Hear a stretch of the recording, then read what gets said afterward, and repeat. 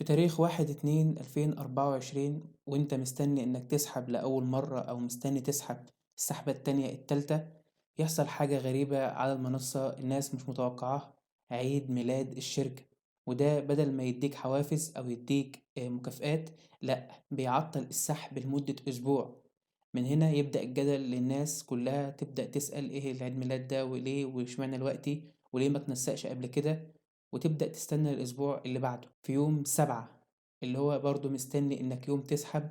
يجي اجتماع يوم التلات من الشركة تقولك إن الإدارة المالية راحة تحضر مهرجان للسينما ومحتاجة كلها تكون موجودة، بدون أي منطق، كأنك بيستخف بعقلك حرفيا، استخفاف بعقل الناس، إن الإدارة المالية بتتمثل في كل الإدارة المالية. ونيجي لهنا ونعرف إن الموضوع بدأ يكون نصب، والناس بدأت تحس إن الموضوع حقيقي نصب.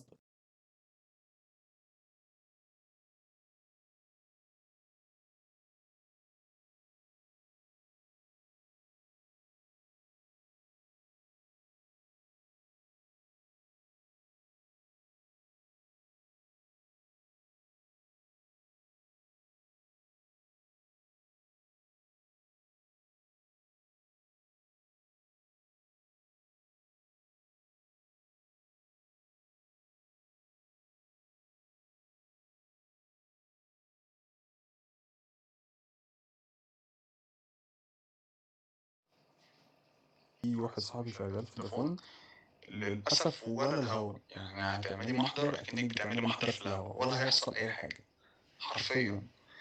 والشركة دي ولا النصباية دي كانت زيها زي اللي هي الرمال البيضاء دي، كانت منصة من فترة زيها زي اللي قبلها جوجل دي برضو اللي طلعت مع عمرو أديب طلعها واتكلموا مليارات وبتاع، ولا حد أخد أي حاجة.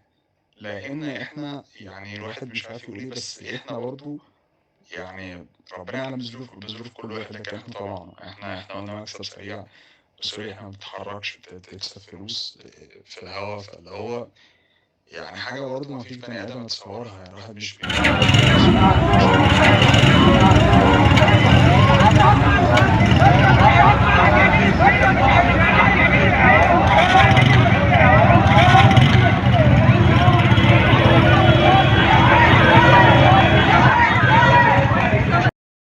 وتبدأ توعدك المديرة بتاعتك تقولك إن شاء الله يوم 14 هيتم فتح السحب بشكل كبير جدا، هتسحب كل فلوسك من المحفظة.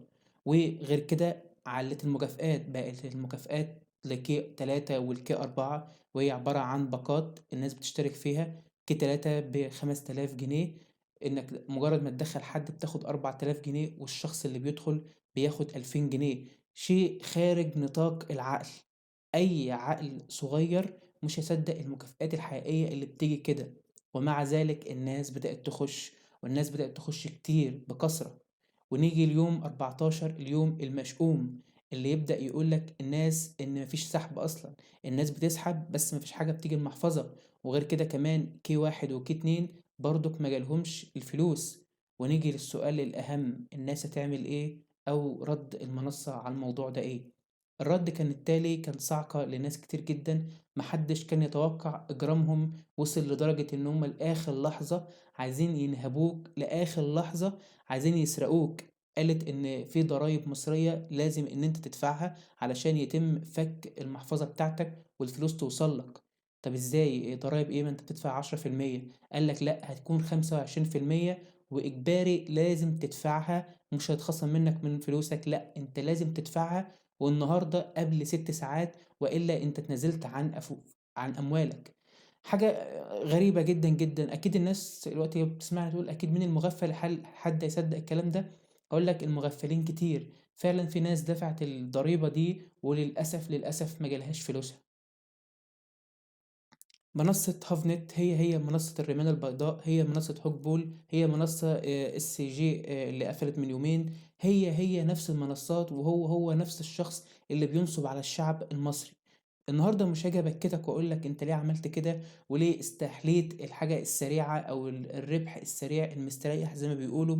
ومش هقول لك لانك انت اللي فيك مكفيك. لو انت تتفرج عليا وخسرت فلوسك، فانا يعني مش هكون هزايد عليك واقول لك ليه عملت كده، لان انا متاكد لكل اللي بيتفرج عليا الناس اللي في المنصة دي عارفة كويس حجم الكارثة اللي هي فيها وحجم القهرة اللي هي فيها، سواء مستلف، سواء أنا شفت في الجروب امبارح دخلت فيه اللي مستلف واللي عامل كارد واللي بايع ذهب وحاجات كتير. يعني بجد أنا ثقافة العقل بتندرج مجرد ما تسمع إن في ربح سريع. للأسف التفكير عندك أعتقد بيبدأ يقل، تفكيرك بيبدأ ينحدر إن أنت هتخش وتجرب حظك. طيب أنت ما شفتش الرماية البيضاء، ما شفتش هوك بول؟ نفس في أفكار المنصات هي واحد، نفس الطمع هو واحد. يبدأ يدرجك لأن أنت تاخد مبلغ بسيط ثم مبلغ كبير ثم مبلغ أكبر ثم تطمع أكتر ثم يحصل لك الكارثة دي. مفيش حد بيكسب من المنصات دي يا جماعة، صدقوني. اللي بيكسب بيخسر اللي بعده، اللي بيخسر اللي بعده. كل ده كذب في كذب، كل ده كذب في كذب. عمرك ما تجني الثراء السريع وانت نايم بتتفرج على فيديوهات انت مش عارف الفيديوهات دي بتاعت ايه اصلا، انك بتعمل مهامك اليومية. مهام ايه؟ لازم نفهم شوية ان احنا يكون عندنا عقل. الوضع الاقتصادي صعب، انت ابدأ طور من نفسك. سيدة بيت، انا شفت سيدة بيت بتتكلم ان الوضع صعب طب اعملي حلويات، اطبخي وبيعي الاكل. طب ما كل الناس بتعمل مشاريع يا جماعة، كل الناس بتعمل مشاريع صغيرة في البيت. ليه؟ انت شاب لسه في الدراسة او حاجة، كلمت في الحلقات اللي فاتت ازاي تبدأ تطور من نفسك وتبني فلوس بالكتابة، خطك حلو، تعرف تعمل مذكرات، حاجات كتير انا اتكلمت عنها في الحلقات اللي فاتت. كل يعني كلنا نقدر ان احنا نجني فلوس ومن البيت كمان لو انت عايز، بس لازم تفكر، لازم تشغل مخك وتشغل عقلك.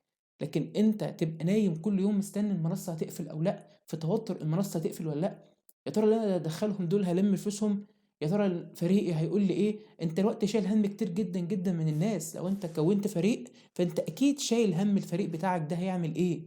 كل المنصات اللي هتفتح، انا متأكد ان في منصة تفتح بكرة الشعب المصري هيدخل فيها برضه، والشعب المصري بيضحك عليه بسرعة، أنا آسف جدا. طيب أنت دلوقتي قدامك حل إنك تجيب فلوسك؟ الإجابة مش منطقية أوي إن أنا أقول لك تعمل إيه، ولكن اللي أنا هقدر أساعدك بيه إن شاء الله، أنا على جروب التليجرام هقوم لك محامي مباحث الإنترنت، ونبدأ نتناقش في الموضوع ده ونشوف هنعمل إيه. ومن خلال المحامي ده هنبدأ نوصل صوتنا أو صوتكم للإعداد لفريق برامج التلفزيون اللي في مصر، عمرو أديب، أحمد موسى، ريهام سعيد. الناس دي كلها لها فريق إعداد وبتتمنى إن يبقى في جدل يحصل في مصر عشان تتكلم عنه أو حد يتكلم عنه.